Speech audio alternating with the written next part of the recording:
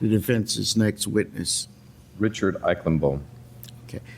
I have reviewed the requested instruction that the state has proposed, and I've reviewed the instruction that the defense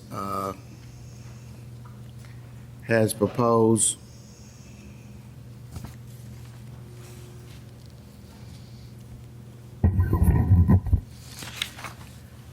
Now, did Dr. Eichenbaum provide a partial report?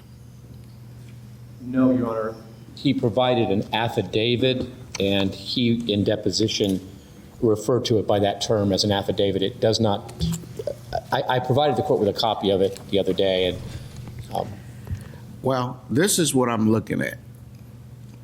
It says affidavit R. Eichenbaum dated January 21st, 2011.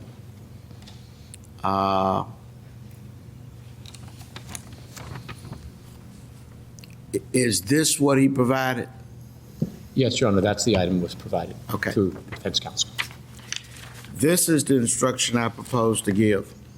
All expert witnesses were required by order of the court to provide reports of their findings by providing 1, a complete statement of their opinions, 2, the reason for those opinions or conclusion, and 3, any data or other information considered by the witness informing their opinion or conclusions. These reports were due at a time prior to the trial of this cause. The report of this witness was not provided to the state of Florida until Saturday, June 18th, 2011. You may consider this fact in judging the credibility of the witness's testimony. Mr. Baez? Yes, sir. We maintain our objections since I have withdrawn the areas that were previously at issue. We would just for the record object. Okay. Before I do that, I need to have the witness come in, and I need to make an inquiry of the witness, and then I need, before I formally impose the sanction, I need to make a 3-prong finding for purposes of the record. So let's have the witness come in. I have a few questions I need to ask him.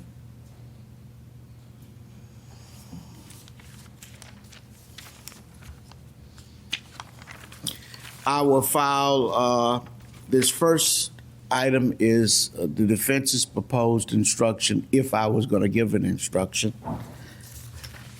The second item is the state's handwritten requested instruction.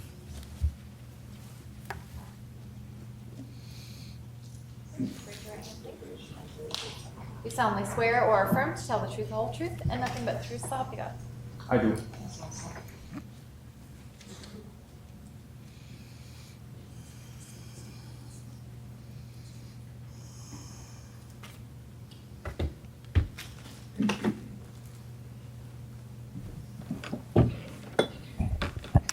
My name is Richard Eichenbaum, Eichenbaum, Eichenbaum. Doctor, I'm Belvin Perry. I'm the presiding judge in this case. When were you first retained by the defense? The first investigation was, or the first request, official request, for the case was when we had to look over the evidence. And when was that, sir? That was on 13 July 2010. And of course, it was a couple of days before that. July 2010. Yes.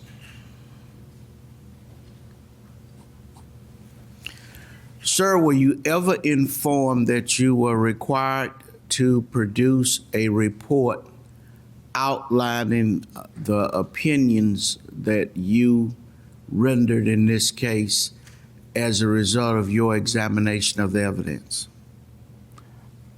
Except for the affidavit, I was not told that I had to render opinions or write another report.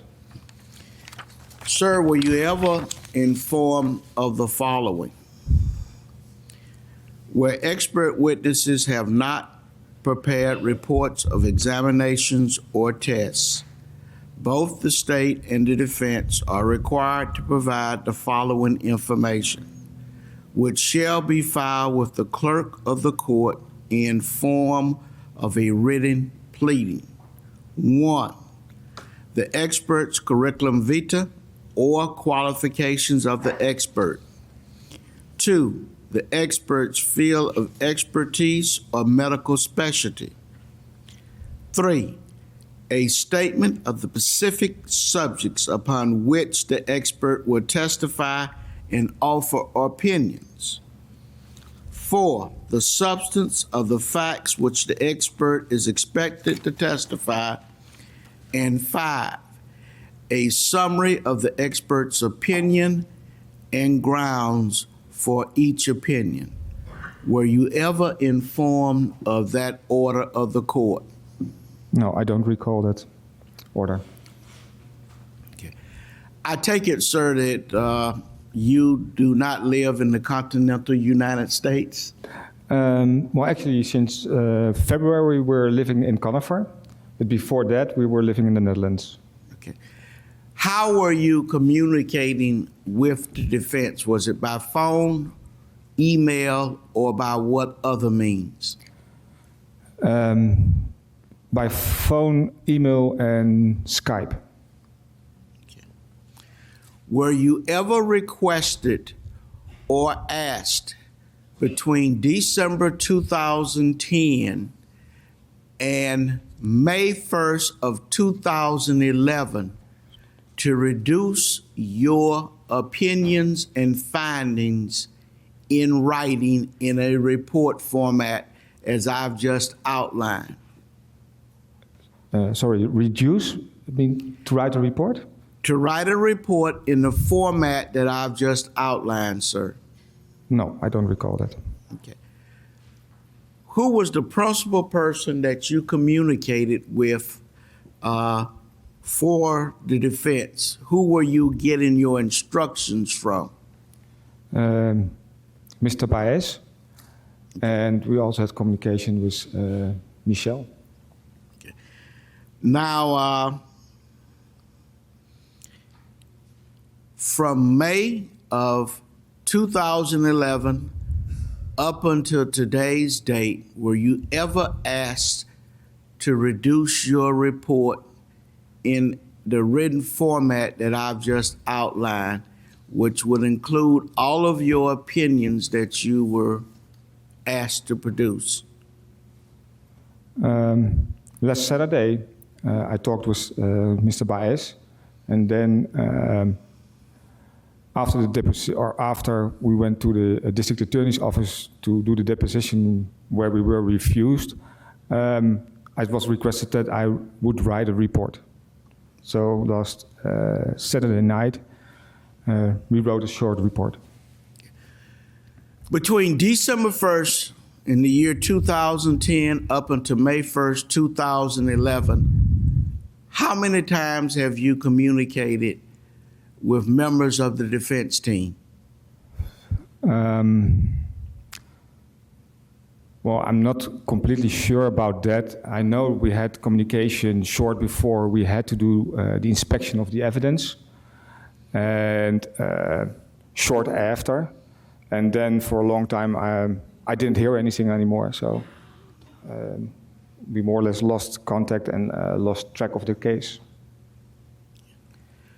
From December 1st, 2010 up until May 1st, 2011, were you readily available to be contacted by the defense team via email, telephone, or Skype? Yes, the defense could reach us if they wanted, yes. You didn't disappear during that time period, did you, sir? No. Okay. Either the state or the defense want to ask any questions along those lines that I've just asked? Yes, sir. You may proceed. Mr. Eichenbohm, is this the first time anyone has ordered you to write a report on a case? To write a report on a case? No, not on a case, on that had certain parameters like this one.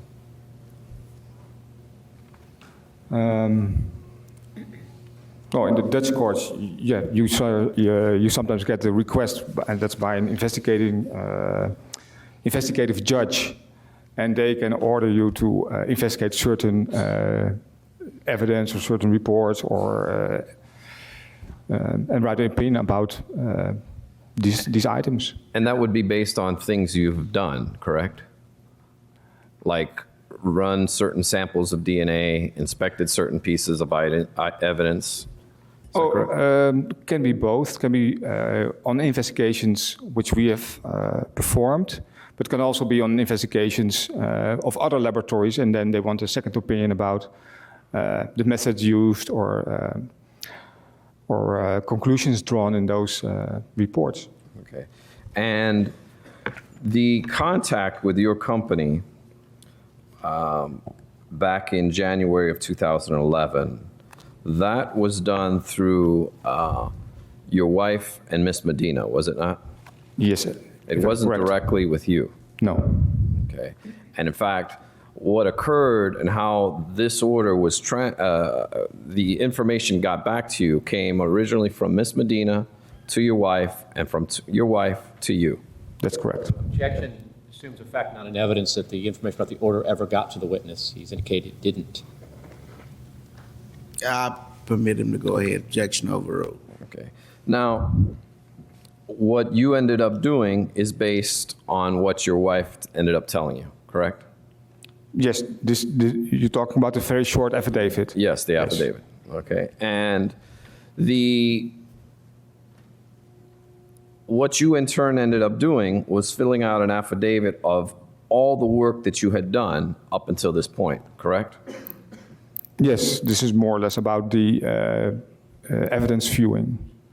Which was you wanted to inspect a piece of evidence for your own testing, but it was denied, Yes. correct? And then also that you had actually gone and done an inspection of the evidence, correct? And took photographs. That's correct. Were you ever told in any way, shape, or form to narrow your report or to exclude things from your report? No. Okay. And the report or affidavit that you ended up submitting was based on what you thought was required of us. Yes.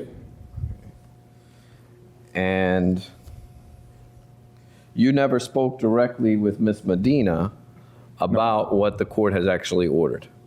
No. That conversation actually took place with your wife and Ms. Medina, correct? That's correct.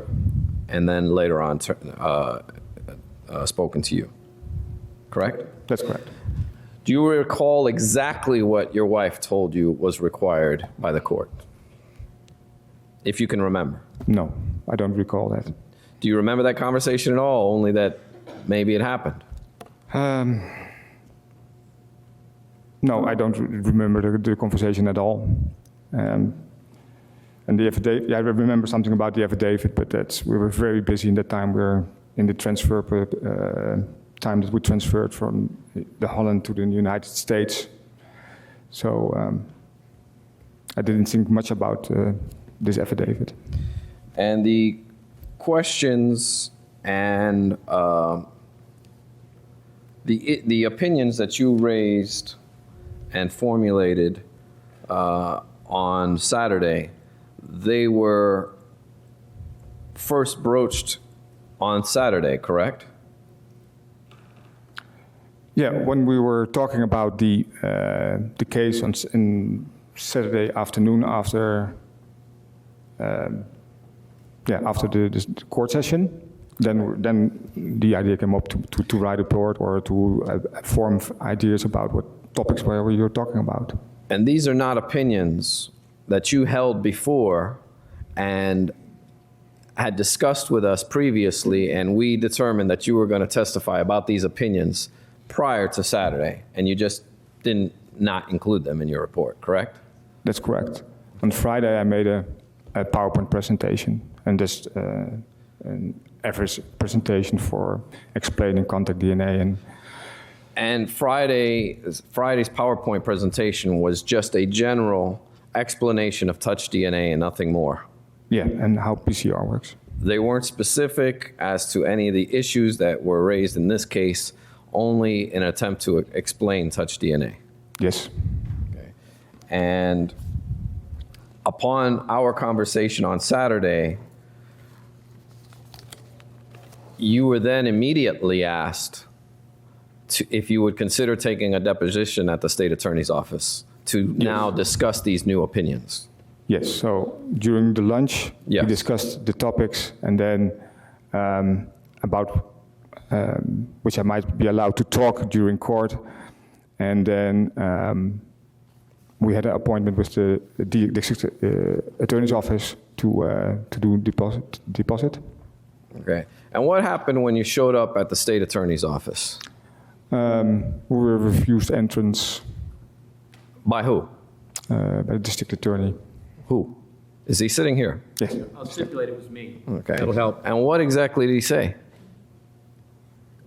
I don't recall exactly what he said, but as I understand it, I was at least not going to do a deposition. Was he polite? That sounded kind of rude. Okay. And after that occurred, were you then instructed by Ms. Medina to immediately do a report? Yes.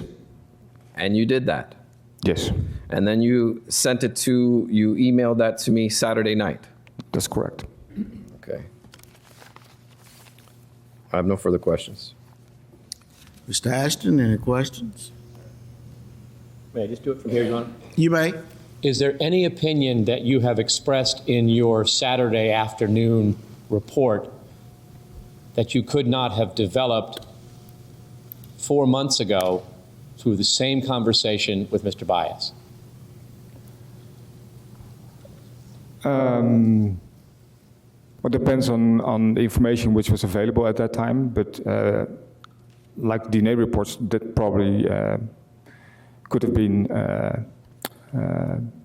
if asked, I could have written a report about that.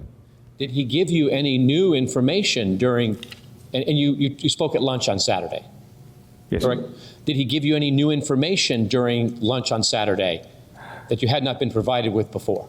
Well, for me it was new information because I didn't follow the case. So the case, when we left, we got a subpoena a week ago, or it's almost 2 weeks ago now. So the case for me was not really clear, and I know, of course, about the case, but I really didn't follow it. So for me, maybe the information was there, but for me the information was not clear, and it was not clear which direction everything was going. So I needed that guidance during the lunch. I understand you may have got new information about what Mr. Baez was interested in, but did he give you any new reports, any new factual information that you didn't have already? I got, I think that was during Friday and Saturday. We got new information, so about crime scene pictures and some extra reports. What new information? Reports from the FBI and some extra pictures. So you hadn't had the FBI reports before Friday? Not all of them, no. What new ones were you given? What new FBI reports were you given on Friday? Oh, I just, actually I got the whole folder, so. Well, can you give some any more guidance on what you had already and what you got that was new? I've seen reports before.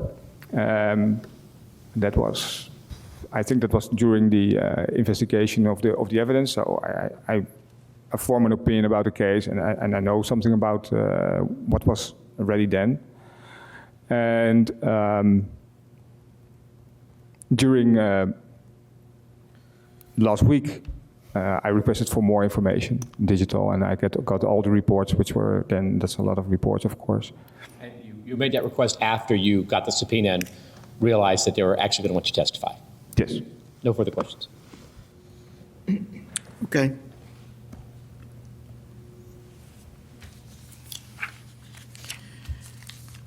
Pursuant to Richardson versus State 246 7 seconds 771, a 1971 decision of the Florida Supreme Court, as amplified in McDuffie versus State 977 second 312, a 2007 decision of the Florida Supreme Court. The court will make the following finding of fact. 1, whether the discovery violation was willful or whether or not it was inadvertent. On December 10th, 2010, the court entered an order. The order was entitled Order Granting State's Motion for Clarification / to compel compliance with order for additional discovery. On December 1st, 2010, the state filed a motion to clarify.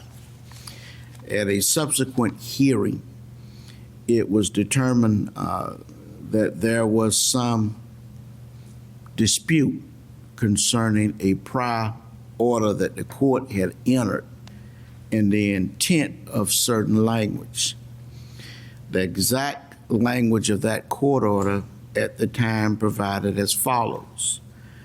The defendant shall also provide to the state a list of the defendant's experts that shall include the subject matter as to what the expert would testify to and the area of expertise for each expert.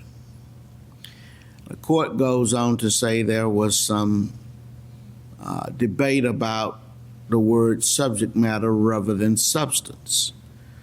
The court said while the order included the term subject matter rather than substance, the court finds that the list provided by the defense does not comply with the intent of the order or the intent of the court as expressed in its November 29, 2010 hearing. In order to clarify this issue, the court went on to order the following. Where experts have not prepared reports of examination or tests, both the state and the defense are required to provide the following information, which I have previously outlined. The court at that time thought that the matter was clear. In January, the court was back again to deal with this issue again. Going back to the December 10th order of 2010, the court specifically provided, with respect to all other experts, this information is to be provided by 3 p.m. on Thursday, December 23rd, 2010. There were some different deadlines with respect to Dr. Fairgrave and Dr. Bach. That information was to be provided by December 14th, 2010.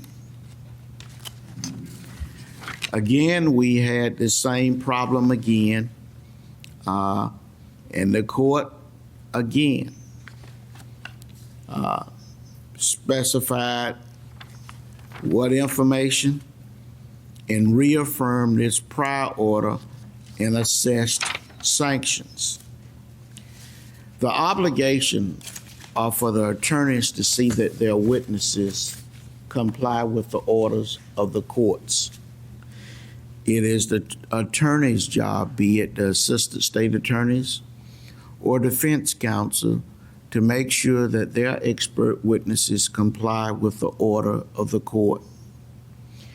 The court will find that this violation is not inadvertent, that it should have been clearly communicated to the expert, and that the expert should have been required to comply, and the expert was not. Therefore, the court finds that the discovery violation was willful and not inadvertent. The next issue is whether or not it was trivial or substantial. DNA, even though the advent of DNA evidence has been around for a number of years, certain opinions that will be expressed by this witness as a result of the deposition, which is now on file, cannot be viewed as trivial when we start talking about rendering opinions with of analyzing decomposition fluid in a trunk. So the court finds that it is not trivial but substantial. The next issue is whether or not it had a prejudicial effect on the opposing party in the preparation of their particular case. The court has delayed the testimony of this witness in order to give the state of Florida an opportunity to take this witness's deposition. If the witness had authored a report, put his opinions, the basis for his opinions, and the data which he relied upon with those opinions, then this court would not have given the state an opportunity to take his deposition, because they chose not to do it. If those items would have been in his reports, then the state would not have had the opportunity. The question comes in as to whether or not I need to totally exclude his opinion about the possibility of a DNA analysis, which may have some Fry implications, and this court cannot, in this short period of time, make that particular determination. All of the cases indicate that the exclusion totally of testimony is an extreme remedy to be utilized in rare circumstances. The court has decided to do the following. At this juncture in time, the court will not permit the witness to testify on this particular issue dealing with the possibility of a DNA analysis on the decomposition of fluid in the trunk of the car. The court will give the defense until next week by Saturday to file whatever potential motion it wants to lay out for a Fry hearing, and the court then on Wednesday evening or Thursday evening, at the conclusion of the day's testimony, after a 1 hour break, to give the attorneys an opportunity to get something to eat, then we will come back and conduct whatever Fry hearing.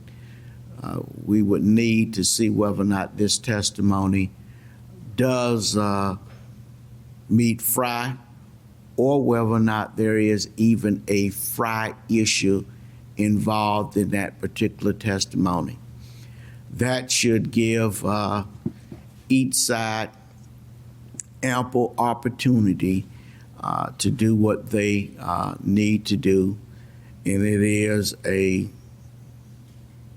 remedy short of exclusion but I will not permit this testimony at this particular time. Anything else on behalf of the defense or the state? Not on this issue. Okay. I have a brief issue that I'd like to bring to the court's attention. Yes, sir. Today, we were handed by the state of Florida discovery, which concluded 2 compact discs. Okay, we'll take that up at noon Yes, on sir. your lunch hour. Yes, sir. But we got a jury that's sitting in there. Yes, sir. Yeah. And I want to also make sure that he's removed from the PowerPoint any issue, anything related to the issue about DNA from decomp fluid needs to be removed from the PowerPoint.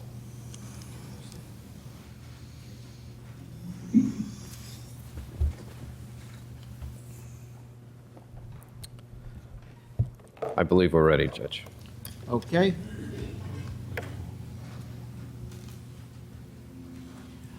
All right, let's return to jury.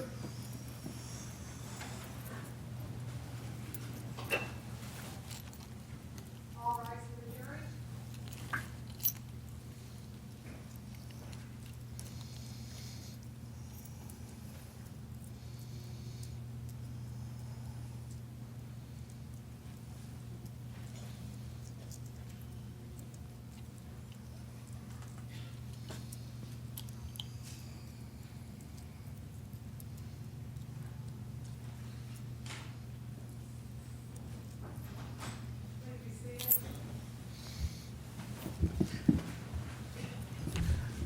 Okay, Madam Clerk, may you swear the witness, please?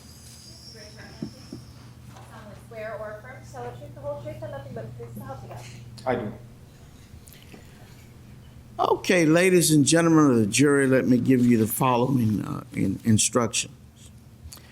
All expert witnesses were required by order of the court to provide reports of their findings by providing 1, a complete statement of their opinions, 2, the reasons for those opinions or conclusions, and 3, any data or other information considered by the witness informing their opinions or conclusions. These reports were due at a time prior to the trial of this cause. The report of this witness was not provided to the state of Florida until Saturday, June 18th, 2011. You may consider this fact in judging the credibility of the witness's testimony. You may proceed. May it please the court. Mr. Ashton. Good morning, ladies and gentlemen. Good morning, Mr. Eikelenboom. Morning. Actually, can you state your name for the record Richard Eikelenboom. and introduce yourself to the ladies and gentlemen of the jury? Sir, what is your profession? I'm a DNA scientist. Okay, and you have an accent. Where are you from? Oh, I'm from the Netherlands, so I apologize for my accent. Now, can you give the ladies and gentlemen of the jury a little bit of your educational background? Can you explain that to them? Yes, I started working for the national lab in the Netherlands, which is at that time was the only laboratory doing all the homicide and crime cases for the Netherlands. In early 90s, and I started on the Department of Serology. The Department of Serology later became Department of Biology, because in the early 90s in the Netherlands we also started with DNA. So I started on the serology department doing protein electrophoresis and blood group typing, which is the front runner for DNA. So later on, I became more involved in trace recovery, so finding the stains. What does trace recovery mean? Trace recovery, well, actually for the biology department, is finding all kinds of biological cell material which could be used for either electrophoresis at the time in the beginning and later on could be used for DNA profiling. And have you had any other training on DNA? Yeah, I went to laboratory school first. That was analytical chemistry, so that was not really in the field of biochemistry. And then during my working for the National Laboratory, I followed an education on biochemistry. Okay. And that means biochemistry, you work with DNA and you try to decipher DNA. So it's all involving decipher DNA. So it's all about DNA. Okay. Now, I'd like for you to speak as close to the microphone as possible so everyone can hear you a bit clearer. Now, how long have you been working as a DNA scientist? Around 20 years now. Okay. And how long did you work for, was it the Federal Police Department of the Netherlands, or? No, the Netherlands Forensic Institute is under the Justice Department. Our system is a little bit different from the United States. So I was working for the Justice Department for around 13 years. Okay. And after that, where did you work? In 2005 or 2003, my wife started the company Independent Forensic Services, and I joined the company in 2005. Were you ordered to do that? No. Okay. Now, sir, can you explain to the ladies and gentlemen of the jury what the difference is between regular DNA and low copy number DNA? Objection, Your Honor. The witness has not been qualified as yet, and I have one other question. Okay. Finish the I'll final- pass over for her qualification for the voir dire, and then I'll continue.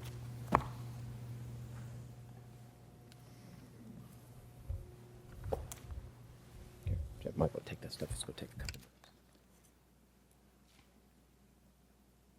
Mr. Eichenblum, the highest degree that you have obtained is what's referred to as an engineer's degree in Holland. Is that correct? That's correct. And that engineer's degree is something between a bachelor's degree, but not quite up to a master's degree, somewhere in between those two, correct? That's what you could say, yes. Approximately.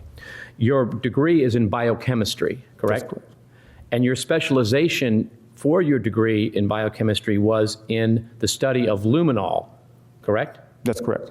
That's a substance that is that lights up to show where blood is, correct? Yes, it reacts with oxidized metals. Okay.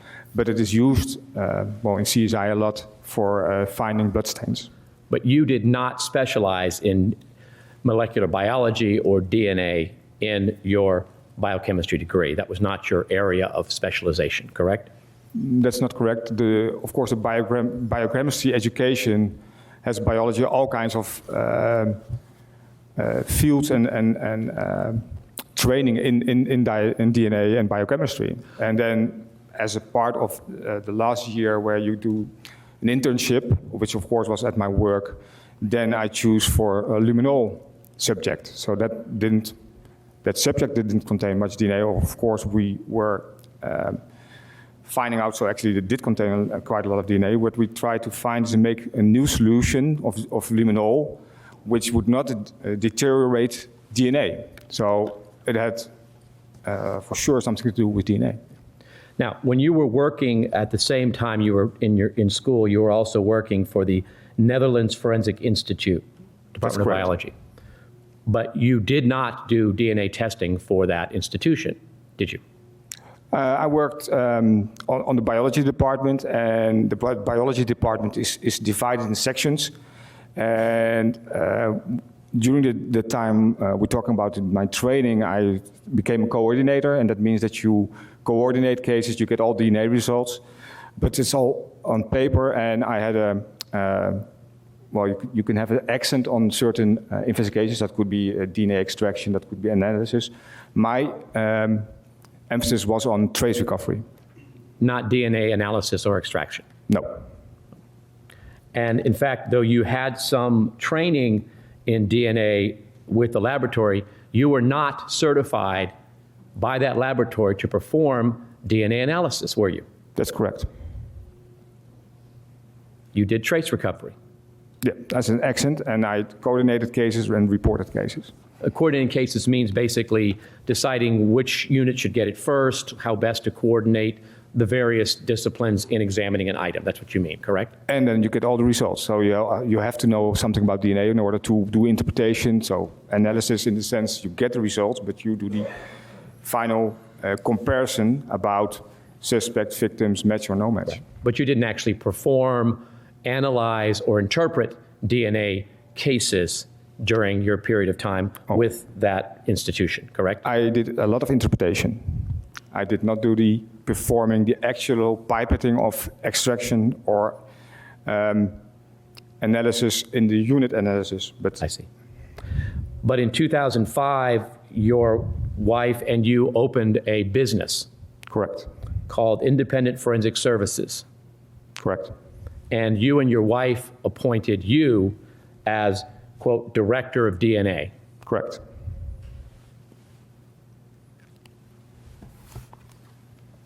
No further questions, Your Honor. We would object to his qualifications as an expert in this area. I have more that I'd like to elicit from him. Go ahead. How many cases did you work where you actually recovered DNA and processed it in the Netherlands? In the Netherlands. Yes.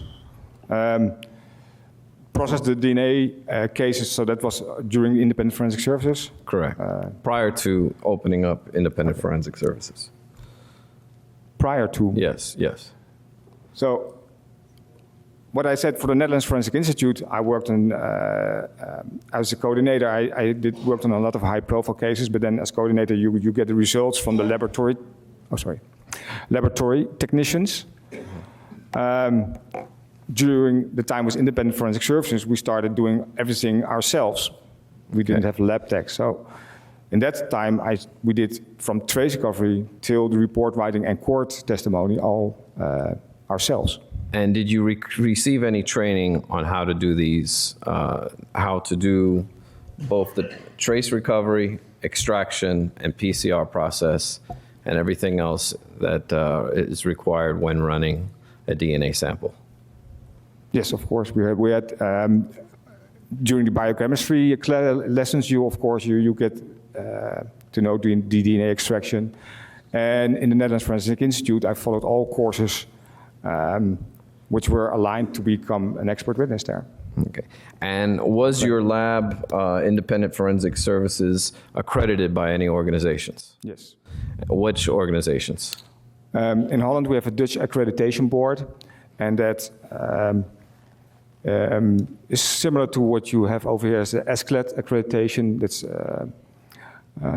a board which accredited DNA laboratory or for all kinds of laboratory, but in this case, DNA laboratories. And do they require certain proficiency testing? That's correct. Okay. And what is proficiency testing? With proficiency testing, you get a blind sample, and in this case, or in our case, we used CTS because we know that's an American-based company, collective laboratory testing. And they send out a sample, or more samples, reference samples, and as a crime sample. And then the laboratory has to perform DNA on that, and then send back the results without knowing whether or not they were right. And after you send that in, a couple of months later, you get results back, and you can see whether or not your test has been performed well according to 160 or more laboratories which were participating in that test. And till now, we always met the criteria of the other laboratories. And have you, has your laboratory been contracted by law enforcement from your country to That's do correct. DNA samples? Yes. How many times? Over 100 times. Okay. And in addition to that, have you ever been asked to testify as an expert witness in the area of DNA analysis? That's correct. How many times? Over 70 times. I'm sorry? Over 70 times. 70 times. Okay. And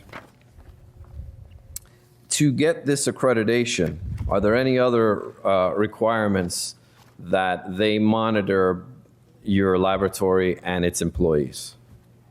Well, the CTS testing is a very important one, of course, but Also, when the Board of Accreditation does a visit over here, I'm not sure. In the Netherlands, that's every year. I think over here it's once every 2 years. But in the Netherlands, every year they come by, and they also bring an expert, a DNA expert, a forensic DNA expert, who can say and review reports. They can actually ask anything from you. So in that way, you're reviewed very thoroughly. Are you referring to audits? Yeah, the audit. Okay. And how did you become involved in cases in the United States? Well, the first case was the Tim Masters case. Okay. Objection to reference to specific other cases. The counsel's on this question, his qualifications. Sustained, you can ask him whether or not he's testified, but don't talk about a specific case and whether he's been qualified in courts over here. Yes, sir.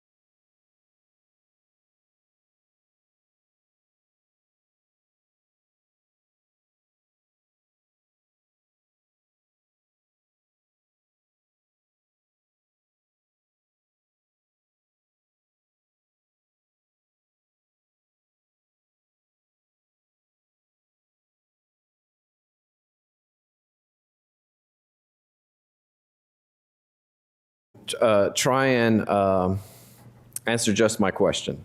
You were contacted from a case from the United States, correct? That's correct. And what kind of case was it? Would you call it a? Objection doesn't go to qualifications. I think it does. We approach. Sustained, rephrase the question. Were you sought out for your unique? Move to strike. Sustained. Were you sought out for what reason, sir? Objection. Relevance. Could we approach, Your Honor? Yes.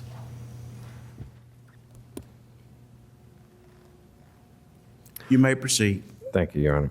Mr. Eichenboom, have you been sought out to handle cases in the United States? Objection. Objection. Sustained. Have you testified as an expert witness in the United States on some cases? Yes. Where and how many times? State of Colorado, 2 times. Okay. And were these by law enforcement or defense or both? I have to correct that. It's 3 times. Twice by defense, 1 time by law enforcement. Okay. And you now have a laboratory in Colorado? We're setting that up. Okay. And the training that you've received in DNA analysis, where did you receive that training? A lot of the training was in the national lab in the Netherlands Forensic Institute. Okay. What kind of courses? All kinds of courses. It's a laboratory training. It's about interpretation, analysis, statistics, moot courts. So Okay. the whole field. Would it be fair to say from the actual recovery of a collection of evidence all the way through the statistics of being able to interpret results you've received training on? To the court, yes. So not statistics. Actually, even through the court, okay. And was this accredited training? Well, I think it's part of the accreditation procedure. If the training itself is accredited, I don't know. Okay. And did you also have experience in all different aspects of DNA analysis? Yeah, maybe I should explain that the reporting officer, I was in training for reporting officer. And then you, of course, have to know everything about the topics about DNA, which you have to testify in court. In the Netherlands, because the laboratory or the biology department became so big, it was separated. So you did not, as a reporting officer, you don't have to work at DNA extraction or DNA analysis. You, in this stage, they have reporting officers which have never been in the lab, I think. So to become a reporting officer, you have a different training than if you only do trace recovery or you only do DNA extraction. That is done more by lab techs. So the difference was that I went from trace recovery to become a coordinator and to become a reporting officer. Okay. So is it fair to say you've received training on all aspects of DNA? Absolutely. Okay. And that you have over 20 years experience on being able to identify issues on all aspects of DNA? That's correct. And you've been certified both as an expert witness 70 times in the Netherlands and 3 times in the United States. Yes, that's correct. And you've been certified as an expert witness in DNA analysis. That's correct. Okay. At this time, Judge, I would submit Mr. Eichenboom as an expert in DNA analysis. The state would maintain its objection. Witness would be accepted as an expert witness in DNA analysis. Judge, would this be a good time to break for lunch? It would be a good time, Mr. Baez. Okay. Ladies and gentlemen of the jury, we're going to recess for lunch. I'm going to ask that you return here at 1:30. Do not discuss this case among yourselves nor with anyone else. Thank you. Okay, Mr. Baez, you said you had another issue you wanted to raise? Yes, sir.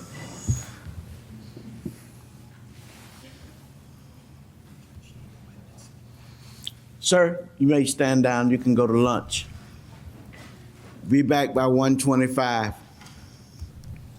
Sir, Judge. Let's get the witness out. Make sure your staff tells him what time he needs to get back.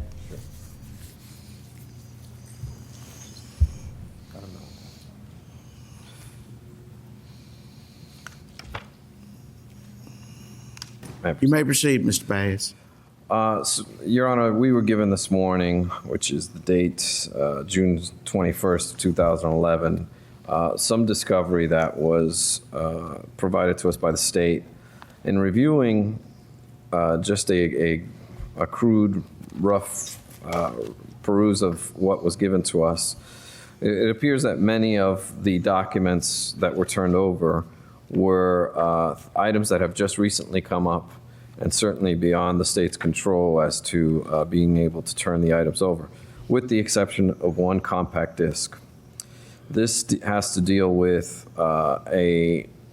some material from the desktop computer from the Anthony home, specifically ones that were taken from June 16, 2008.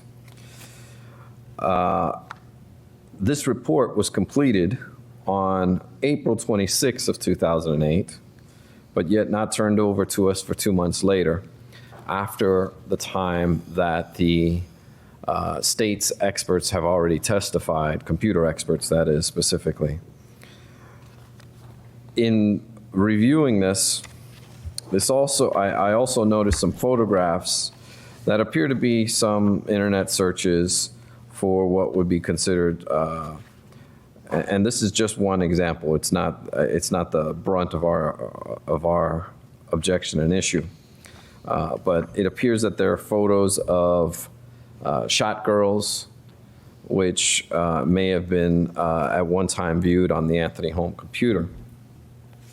I found this particularly interesting because during Mr. George's direct examination, he on multiple occasions referred to Miss Anthony organizing or trying to collect or give advice on the clothing that the shot girls should wear, which also leads me to believe that the state had prior notice of this discovery, and that's the point why I bring that up. This is the law enforcement had this computer since July 16th of 2008, going on 3 years now, and this report after is now given to us subsequent to the state's experts already testifying. we would object to any presentation having to relate to these items.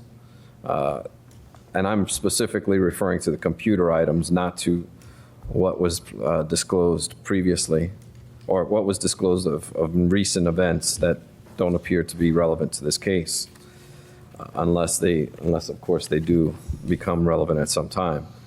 But we would certainly object to that, and I guess I ask for a Richardson hearing on the matter, unless the state does not intend on using this newly found, well, not so newly found evidence.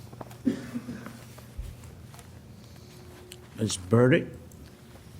Thank you, Your Honor. The first several items on the notice of discovery deal with a brief investigation that was conducted at the end of last week.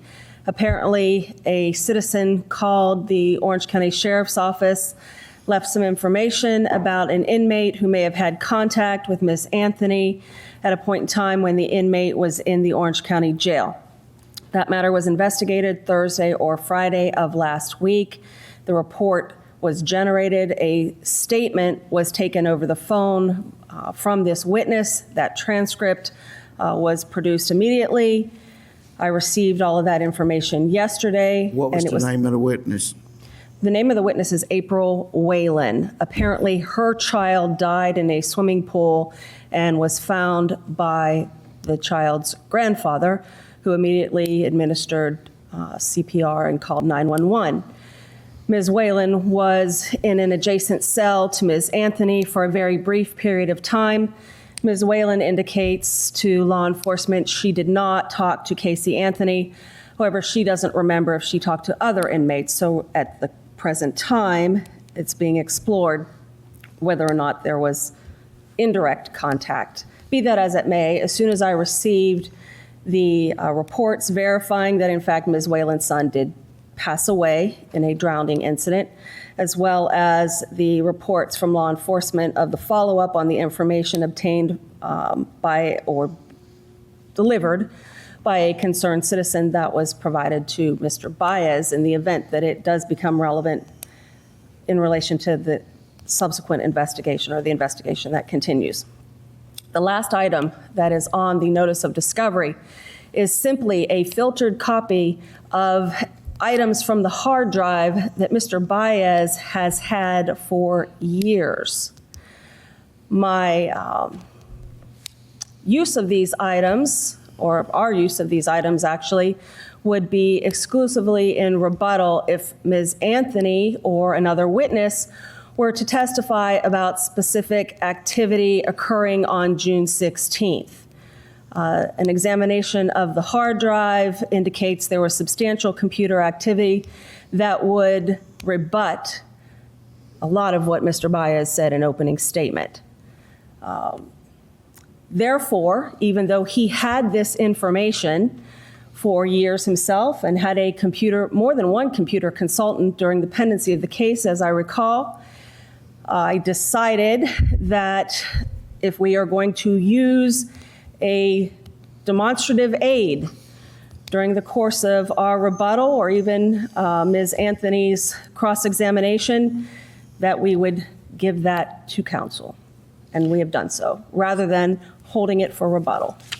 Let me ask you these questions. I take it so we're all on the same page. This is contained in notice of provision of supplemental discovery dated June 21st, 2011, which bears your signature. It does. And items 1 through 6 all have to do with Miss April Whalen. They do. And that information was provided to you by law enforcement when? The fact that they were conducting an investigation was communicated to me last Thursday or Friday, perhaps even Saturday. I believe they worked on this over the weekend. The written report delivered yesterday afternoon. And so you delivered it as soon as you became aware of it and it was ready to be delivered. That I did. Okay. And the last item, item 7, is just a redacted version or demonstrative aid of an item that you had previously given to the defense? The defense had their expert actually travel to the Orange County Sheriff's Office or provide a hard drive to the Orange County Sheriff's of the HP, the desktop computer in the Anthony home over 2 years ago. And the information contained on the hard drive is, of course, voluminous. I would have expected that counsel would have concentrated on the items on the computer on June 16th. However, since we did that and would like to use some of the items on the computer as a demonstrative aid, rather than having the sanction of exclusion that was suffered as a result of not providing a PowerPoint, I provided this information at this juncture. Now, do you plan to utilize Ms. April Whalen? Based on her statement, I would say no. However, as that information is investigated, there may be something from it that would be suitable for a rebuttal case. But at this juncture, as I've told Mr. Baez, that would be no. The court may not know. We continue to get phone call after email from concerned citizens, as I'm sure they do.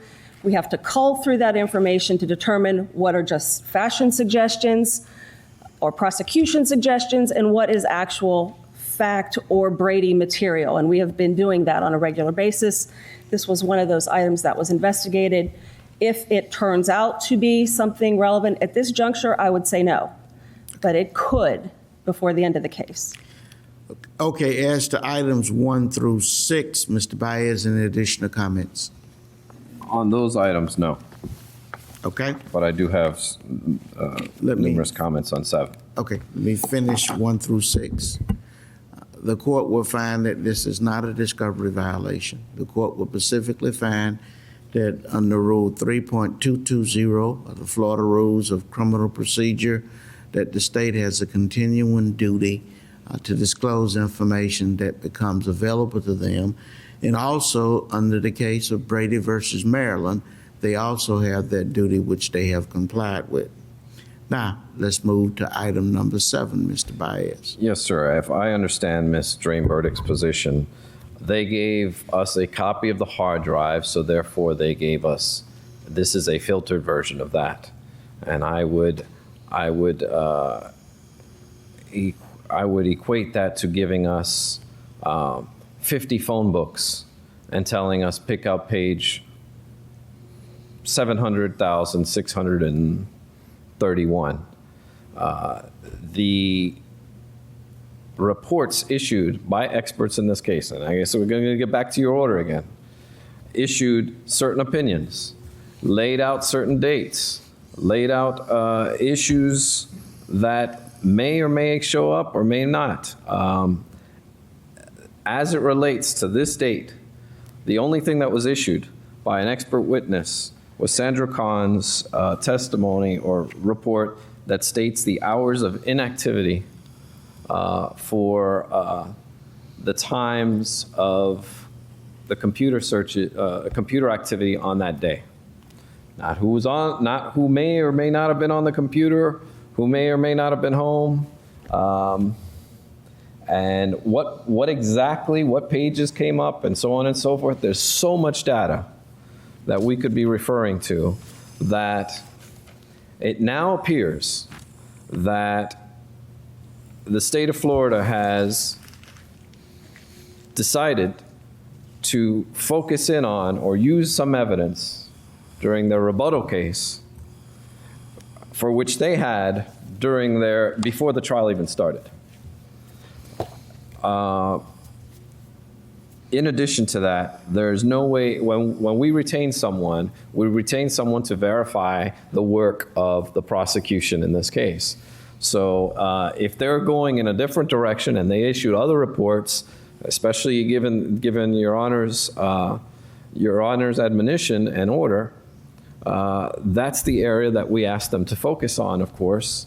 And after determining that we would not be in need of a computer expert, we withdrew them from the witness list. So here we are without an expert witness on our case. They have had this information. Just a second.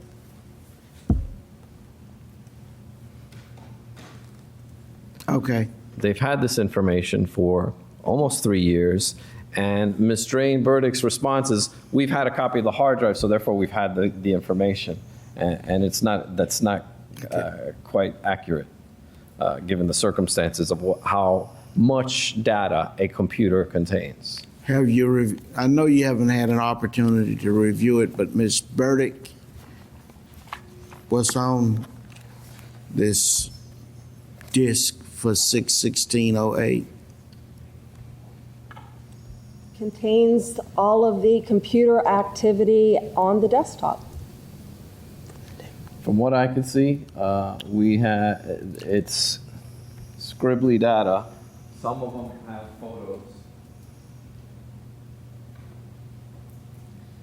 Items created and accessed on the on the HP, the desktop, on June 16th of 2008. Data that was available on the hard drive if they chose to filter it out themselves. Mr. Baez's opening statement focused on activity occurring in the morning hours of June 16th. The computer activity, as well as instant messages that were also sent in discovery years ago, negate that timeline. Well, let me just simply ask this. Was information provided to the defense by the state of Florida on the computer activities on June 16th, 2008? No, sir. So you didn't get the hard drive?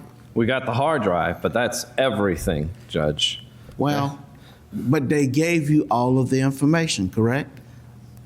They gave us a copy of the hard drive, which contains billions of pieces of data, and they issued reports of what opinions their experts were going to render and what information they had.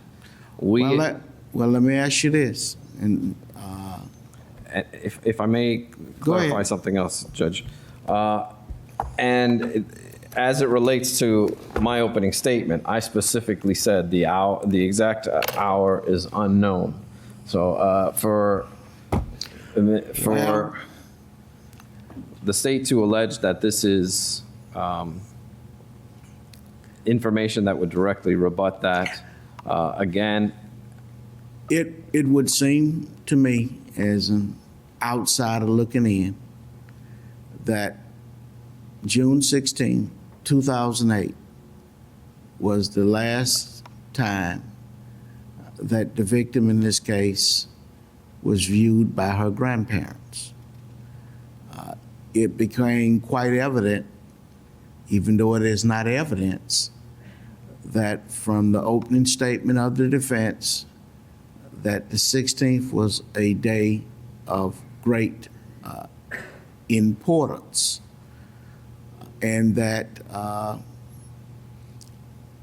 a so-called timeline of activities dealing with Cindy Anthony as to how she spent her day on the 16th, Lee Anthony as to how he spent his day on the 16th, George Anthony on how he spent his day on the 16th, and last but not least, how Caylee Anthony spent her day on the 16th, and whether or not what, if any, activities took place on the 16th of June, on the 15th of June, and on the 17th of June, both on 24-hour cycles, would have been at least of a minimum requirement of review And I take it at some point, you did have a computer expert, I guess, regurgitate whatever was on that computer on some of those days? Yes, sir. And if my memory serves me correctly, didn't the state's expert talk about various entries on the 16th when his testimony? He testified to certain events, didn't he?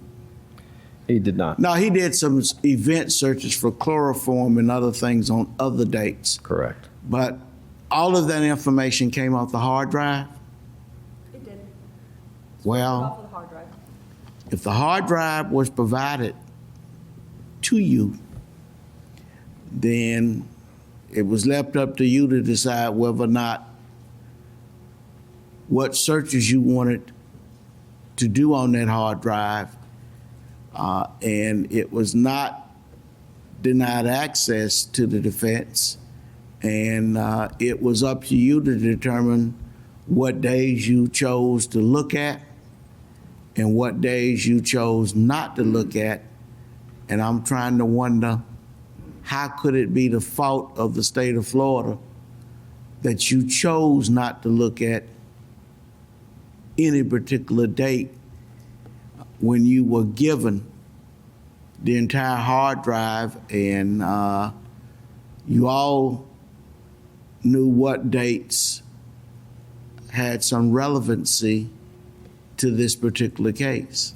I can tell you that we took your order to mean that all opinions that experts intend on rendering must be in a written report, and the basis for that opinion, all of this must be turned over to the defense.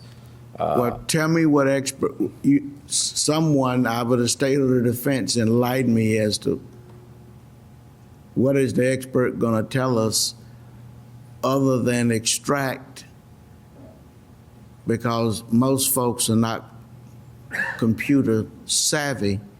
Some people are, some people are not, that can go in and tell us. All they're going to do is bring it up on the screen as to what activity occurred on that particular date. Generally, computer experts, when you want to render opinions, basically render opinions about whether or not somebody has tried to hide something or somebody has tried to doctor something.